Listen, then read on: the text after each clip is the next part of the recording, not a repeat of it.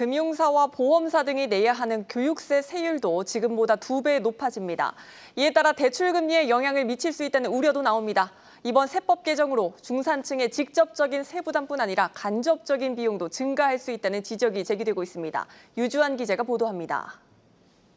내년부터 연간 1조 원 넘게 벌어들이는 금융사 약 60곳 정도가 총수익 1%를 교육세로 납부해야 합니다. 총수익은 금융사들이 벌어들이는 이자와 수수료, 보험료 등으로 매출과 유사한 개념입니다. 교육시설 확충과 교원 처우 개선 등을 위해 걷는 교육세로 지난 1981년부터 금융사들은 총수익금의 0.5%씩을 납부해오고 있습니다. 금융사 외형이 성장하면서 교육세 징수액 역시 크게 늘고 있는데 지난 2020년 1조 1,382억 원이었던 징수액이 2023년 1조 7,504억 원을 기록했고 지난해는 2조 원 수준으로 늘었을 것으로 추산됩니다.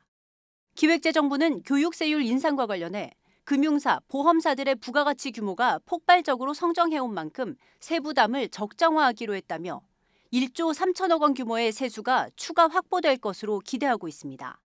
이에 대해 학령 인구가 줄어드는 상황에서 교육 세수를 늘리는 것과 사업상 연관성이 크지 않은 금융사들이 이를 부담하는 것이 적절한지는 오랜 논쟁거리입니다. 교육세율 인상이 새로운 금리 인상 요인이 될 수 있다는 지적도 있습니다.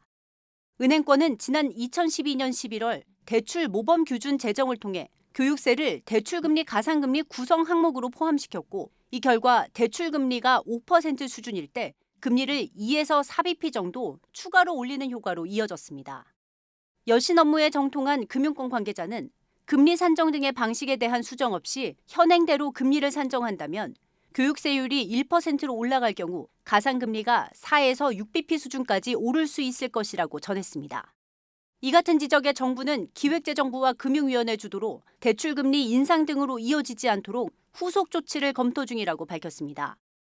또 국회에서는 금융사들이 교육세를 포함한 법정 비용을 대출 가상금리의 일정 부분 이상 반영할 수 없도록 하고 이를 위반하면 처벌하도록 하는 내용의 은행법 개정안이 패스트트랙으로 지정되어 논의 중입니다. 한국경제TV 유주한입니다.